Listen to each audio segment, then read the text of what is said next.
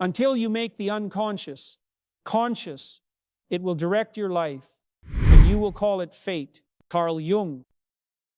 Few relationships are more exhausting than the one you had with someone who avoids emotions. They don't leave in rage. They don't beg when you collapse. They don't cry. No explanations. No apologies. Just silence. Silence so loud it makes you question, was any of it ever real?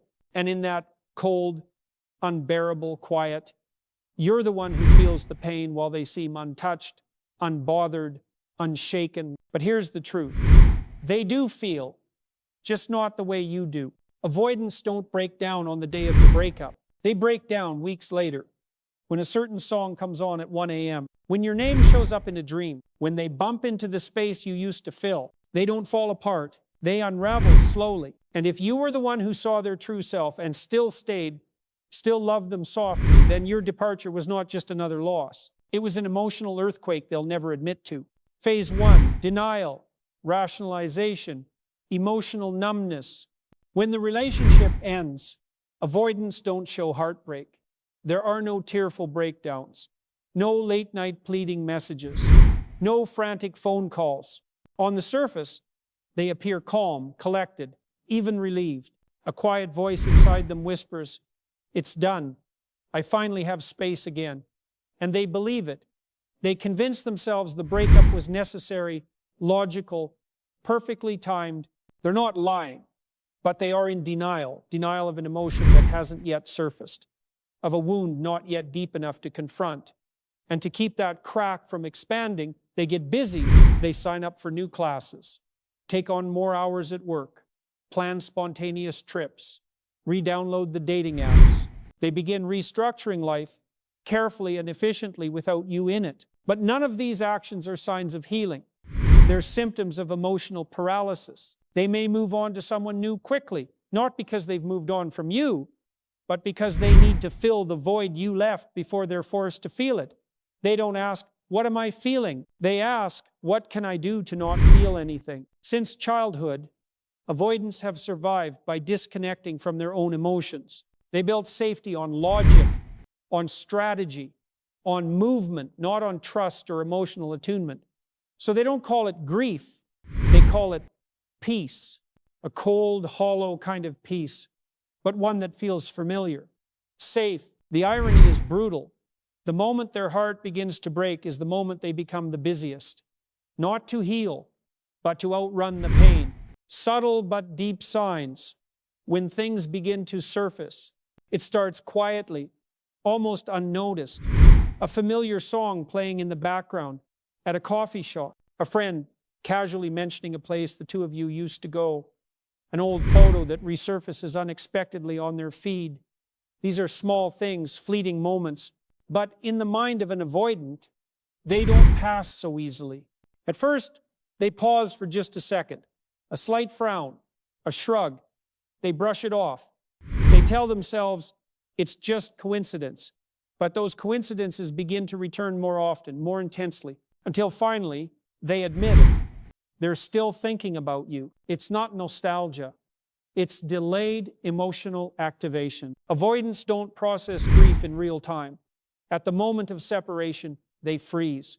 No sadness, no anger, no longing, just stillness. But beneath that calm surface lies a nervous system quietly recording every detail, every emotional imprint. They won't know what's happening at first.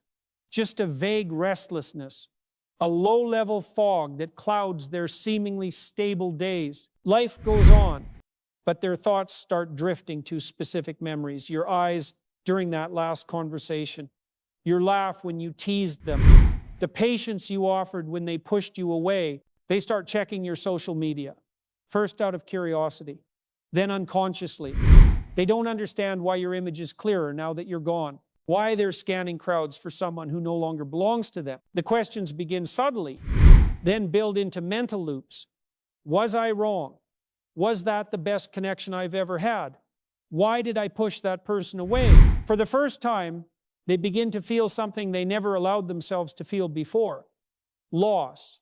But because they've never learned how to sit with their emotions, every time the grief returns, they panic, and they go back to their old strategy, avoidance.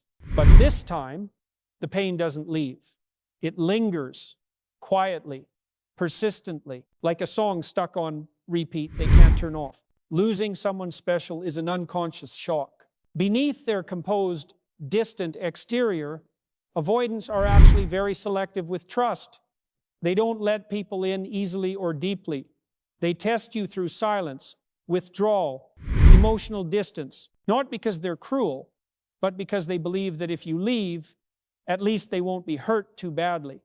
If no one gets too close, then the fall won't feel as hard. But when you didn't leave, when you stayed after every push, when you still loved them after seeing the darkest, most fragile parts of who they are, you unknowingly left a deep emotional imprint on their nervous system because you touched the part of them they never let anyone else see. Not many people ever reach that place, the part that feels unworthy, the part that fears abandonment, the part that doubts it deserves steady, enduring love. So when they lose you, the pain doesn't crash down like a tidal wave. It creeps in like a silent earthquake, collapsing bit by bit the defenses they once thought were unshakable. One day, out of nowhere, they find themselves wondering, will anyone else ever see that part of me and still choose to stay? And quietly, they know, maybe not. Not because you were perfect, but because you were the first person who saw them and still chose to love them. That kind of connection isn't easily repeated. And once they realize that, even if they smile on the outside, stay silent, say they're fine, something inside them begins to break. Silent regret and the vicious loop. After the days of pretending to be fine, random emotional triggers begin to feel like mirrors reflecting everything left unprocessed. A familiar song plays in the background at a store. Someone laughs like you used to. A social media post shows you smiling, out with friends, living life without them. Each moment doesn't shatter their heart, but it does make it skip for just long enough to open your old chat, just long enough to type, "Hey, how have you been?" and then delete. Because right after that, their defense system kicks in like a survival instinct. What's the point? What if they don't reply? I push them away. What right do I have to come back?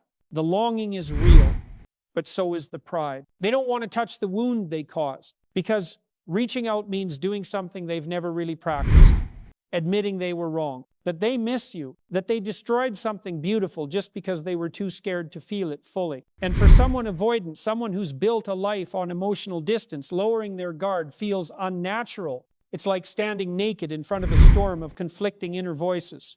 One part wanting to make it right, the other just wanting to run. So they choose the easier path. They react to an old story. Send a vague emoji. Hope you'll pick up the thread and start the conversation. But if you stay silent, they take it as proof. See?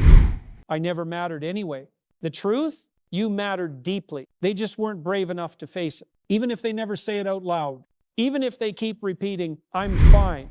Even if they never text back, you have become a mirror to them. Not a warped mirror. Not one that reflects shame. But a mirror that shows them their capacity to love and be loved. Every time they catch a glimpse of you, whether through social media, a story from a friend, or a memory that resurfaces when their mind wanders, it forces them to confront a truth they've been trying to outrun. That person truly loved me, patiently, fully, and I didn't know how to receive it. And in that moment, you are no longer just an ex. Instead, you become an emotional marker etched into the memory map of their nervous system. You become the symbol of what could have been healing, what could have been safe, what could have been different. Avoidants are afraid of feelings, but they remember sensations. And what lingers from you is not just your face. It's the feeling of being fully seen and not judged, of being loved even when they couldn't love themselves, of being chosen in the moments when they believed no one would stay with them for long. You stood there, grounded, gentle, not demanding, not dramatic. You never asked them to become someone else, only hoped they'd grow into the best version of who they already are. And whether they accepted that love or not, their body remembers you as a moment of truth in a lifetime of emotional confusion. The question is, will they be brave enough to come back? Will they face their pride? Will they confront the shame of knowing they were the one who ruined something rare? Or will they fall back into what's familiar, loving halfway, then pulling away when it gets real, letting the longing grow like a quiet addiction, while convincing themselves that person didn't really matter anyway. The truth is, you mattered. You reached the part of them they were terrified others would find. You gave them a chance to look at themselves, not through criticism, but through the soft reflection of real love. You were the mirror, not for them to admire, but to see themselves. And not everyone is brave enough to face who they really are, especially when it's reflected through kindness. So whether they come back or not, whether they ever send that long overdue message, remember this: you were the gentlest place they ever landed in a lifetime full of emotional walls. And no silence can erase them. No emoji reaction can undo that truth. No distance is far enough to erase the feeling of being loved well. You are a chapter in their story, even if they still pretend they never opened the book. Maybe you never got the apology. Maybe they still haven't admitted anything. Maybe you still wonder, did they ever truly love me? And maybe you still look at their silence as proof that you weren't enough. But if you look deeper, you'll realize their silence doesn't mean you were too much. It only means they weren't ready. The love you gave wasn't wrong. You weren't too emotional. You weren't too intense. You loved the right way. It's just that not everyone is ready for that kind of love. The painful truth? Some people only learn the lesson after losing you. But here's the beautiful part. You don't have to shrink yourself to become someone else's lesson. You can walk away not bitter, not begging to be understood, but carrying something far more powerful. The belief that you are worthy of mature love. Love that doesn't make you question your worth every day. You won't wait for them to change. You won't write a long message to explain. You won't play the healer in a story where the main character doesn't want to grow. Instead, you'll return to yourself. Place your hand on your heart and know, I loved fully. I gave everything, and now I choose me. And you know what's the most miraculous part? It's from that moment when you stop reaching outward that true healing begins.